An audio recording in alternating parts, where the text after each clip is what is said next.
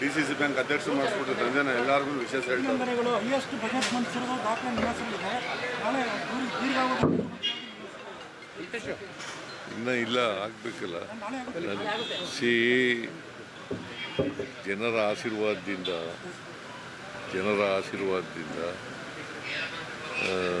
ನಾಳೆ ಆದರೆ ದೇವರಾಜ ಅರಸರವರು ಏನು ದೀರ್ಘಕಾಲ ಮುಖ್ಯಮಂತ್ರಿ ಆಗಿದ್ದರು ಅದನ್ನು ಸರಿಗಟ್ಟತಕ್ಕಂಥ ಕೆಲಸ ಆಗ್ತದೆ.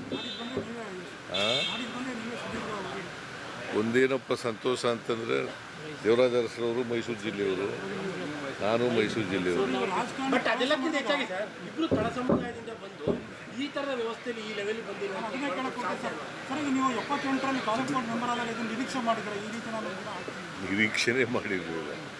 ನಾನು ಚೀಫ್ ಮಿನಿಸ್ಟರ್ ಆಗ್ತೀನಿ ಅಂತೂ ಇಲ್ಲ, ಮಿನಿಸ್ಟರ್ ಆಗ್ತೀನಿ ಅಂತೂ ನಿರೀಕ್ಷೆ ಮಾಡಿರಲಿಲ್ಲ. MLA ಆಗಬೇಕು ಅಂತ ಅಂದ್ಕೊಂಡಿದ್ದೆ. ಒಂದು ಸಾರಿ ತಾಲೂಕು ಬೋರ್ಡ್ ಮೆಂಬರ್ ಆದಮೇಲೆ MLA ಆಗಬೇಕು ಅಂತ ಅಂದ್ಕೊಂಡಿದ್ದೆ. ಸೊ ಈಗ 8 ಚುನಾವಣೆಗಳು ಗೆದ್ದಿದ್ದೀನಿ.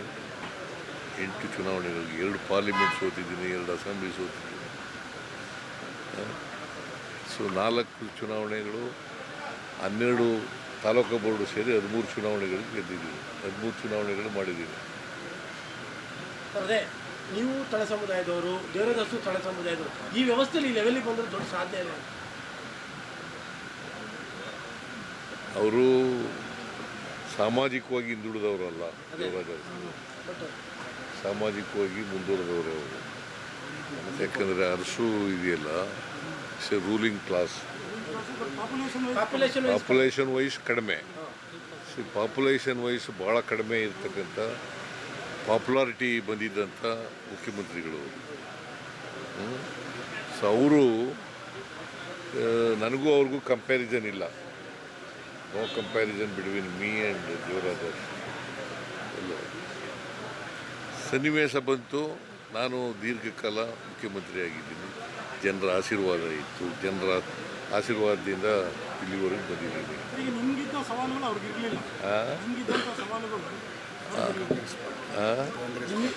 ನೀವು ಎದುರಿಸಂತ ಪೊಲಿಟಿಕಲ್ ಸವಾಲುಗಳು, ರಾಜಕೀಯ ಸವಾಲುಗಳು ಅವ್ರಿಗೆ ನೋಡಪ್ಪ, ಆ ಕಾಲ ಬೇರೆ ರಾಜಕಾರಣ, ಈ ಕಾಲ ಬೇರೆ. ಒಂದೊಂದು ಕಾಲಕ್ಕೆ ಬೇರೆ ಬೇರೆ ಇರ್ತವೆ.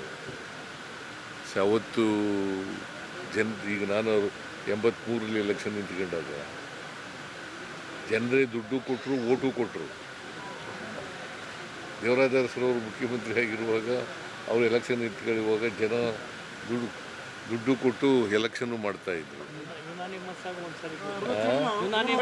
ಒಂದು ಸಾರಿ ಯುನಾನಿಮಸ್ ಆಗಿ ಗೆದ್ದಿದ್ರು 62ರಲ್ಲಿ. ಸೊ ಆ ಕಾಲ ಬೇರೆ, ಈ ಕಾಲ ಬೇರೆ, ಬದಲಾವಣೆ ಆಗ್ತಾ ಇರ್ತವೆ ಕಾಲ. ಈ ಅವಧಿ ಕಂಪ್ಲೀಟ್ ಮಾಡಿಬಿಟ್ರೆ ನೀವು ಆಲ್ ಟೈಮ್ ರೆಕಾರ್ಡ್ ಯಾರು ಬ್ರೇಕ್ ಮಾಡೋಕ್ಕೆ ಸಾಧ್ಯನೇ ಇಲ್ಲ. ಮತ್ತೇನಿಲ್ಲ, ರೆಕಾರ್ಡ್ಗಳು ಯಾವಾಗಲೂ ಬ್ರೇಕ್ ಮಾಡೋದೇ ಇರೋದು. ಈಗ ಇವರು ಯಾರು ಕ್ರಿಕೆಟರ್ ಯಾರವರು, ಸಚಿನ್ ತೆಂಡೂಲ್ಕರ್, ವಿರಾಟ್ ಕೊಹ್ಲಿ ರೂಟ್ ಈಗ ಮಾಡಲಿಲ್ವಾ?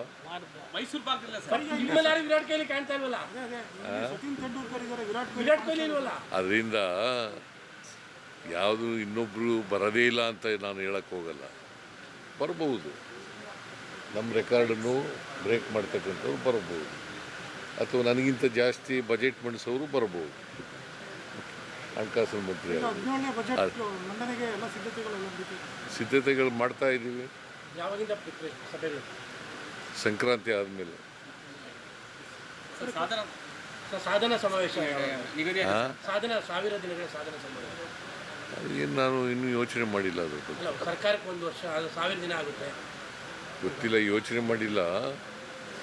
ನಮ್ಮ ಕೃಷ್ಣ ಬೈರೇಗೌಡ ಒಂದು ಫಂಕ್ಷನ್ ಮಾಡ್ತೀನಿ ಅಂತ ಹೇಳ್ತಾ ಇದ್ರು. ಗೊತ್ತಿಲ್ಲ ನನಗೆ, ಅವರು ಫಾರಿನ್ಗೆ ಹೋಗಿದ್ರು, ನಿನ್ನೆ ಬಂದಿದ್ದಾರೆ. ಬಂದಮೇಲೆ ಮಾತಾಡ್ತೀನಿ ಅವ್ರ ಜೊತೆ.